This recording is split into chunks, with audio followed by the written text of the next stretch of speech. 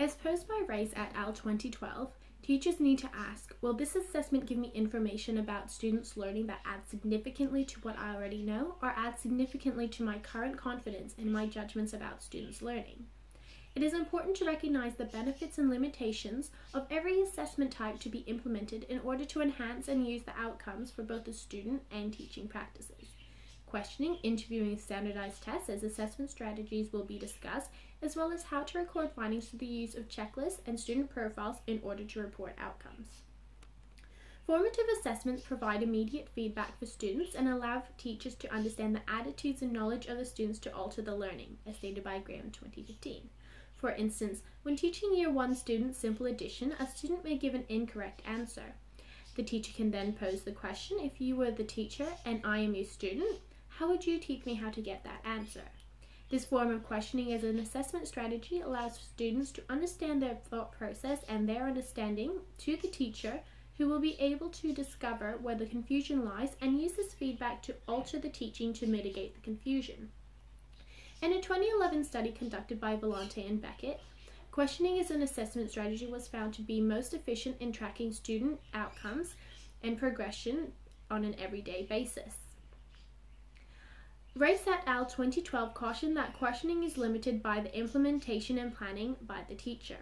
Questions must be open-ended to allow students to show their understanding and therefore be allowed sufficient time to form their answers. Another formative assessment strategy is interviewing. Race et al. 2012 believe that interviewing is a three-part process of initiation, hypothesis formulation, and hypothesis testing. The teacher must build rapport with the student to ensure that they are comfortable before leading with a question about their learning for them to answer in a non-judgmental environment, and then to understand how they are progressing within the lesson. This provides the teacher with immediate feedback on what they need to work on with the student, as well as giving the child individual attention with students' value. However, McIntosh 2011 states that the interviewing assessment strategy is limited by time. There is simply not enough hours in the day to manage one-on-one interviews for every student every day by the teacher. Rather, teachers may implement this strategy with a couple students every day or even with small groups in order to assess each student in a timely manner. Standardized tests, as a form of summative assessment,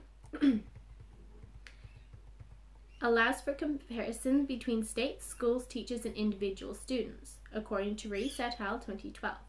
For instance, a test given to Year 5 students might depict a certain class of students failing a section on problem solving using factors and multiples of whole numbers. Therefore, the standardized test can be used as a formative assessment, as it gives feedback to the teacher of that particular class that they should alter the lesson on that topic for more evidence-based practice, as proposed by Vellante and Beckett 2011. Although standardized tests might allow for insight into the strengths and weaknesses of the teachings, there are limitations. For one, Booker et al. 2014 describes how standardized tests can cause students to place the importance of grades and answers over the process of thought and growth. Leet and Nichols 2010 add that this causes students to become more competitive. And while some students might thrive on competition, students who are not high achieving tend to lose motivation and disengage in the learning. In a study conducted by Black et al. 2010, findings on standardized tests found to cause pressure on the students affecting the outcomes.